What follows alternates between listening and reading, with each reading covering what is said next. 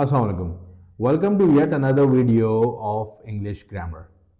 इस वीडियो में हम कवर करेंगे प्रेजेंट परफेक्ट टेंस, लेकिन क्वेश्चनिंग फॉर्म में। जैसे लास्ट वीडियो में हमने देखा, हमने अफर्मेटिव प्रेजेंट परफेक्ट टेंस किया था। इसमें हम देखते हैं कि प्रेजेंट परफेक्ट टेंस में क्वेश्चन कैसे पूछा जाता है। तो स्टार्ट करते हैं। ऑक्सिलरी पहले आ जाएगा सब्जेक्ट से, सब्जेक्ट आएगा और फिर उसके बाद हम पास्ट पार्टिसिपल इस्तेमाल करेंगे। जैसे हमने अफर्मेटिव में पहले सब्जेक्ट लगाया था, लेकिन इस केस में we are going to use auxiliary first. For example, in affirmative we said they have studied for the test. उन्होंने टेस्ट के लिए पढ़ लिया है। लेकिन अगर इसे हम क्वेश्चन फॉर्म में लेकर आएंगे तो हम यूं पूछेंगे, have they studied for the test? क्या उन्होंने टेस्ट के लिए पढ़ लिया है? तो आपने देखा कि हमने सिर्फ ऑक्सिलरी जो हैव है उसकी पोजीशन चेंज की, तो ये क्वेश्चन बन गया। तो आइए कुछ और एग्जांपल्स देखते हैं। Have you done your homework? क्या आपने अपना होमवर्क कर लिया है? तो what will be the answer?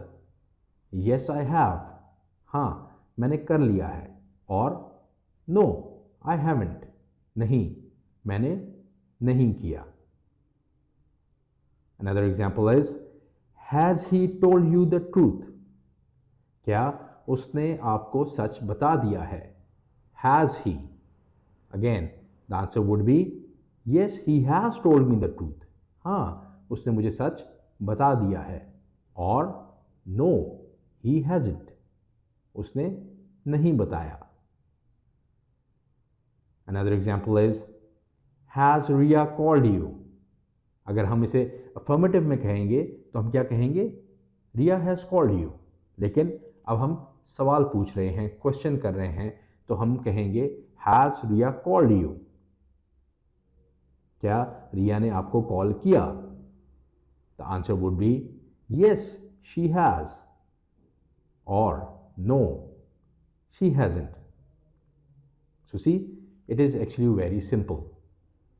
Affirmative को क्वेश्चन बनाने के लिए सिर्फ आप ऑक्सिलरी को सब्जेक्ट से पहले ले आते हैं और एंड में ऑफ कोर्स पास्ट पार्टिसिपल के बाद क्वेश्चन मार्क लगाना ज़रूरी है।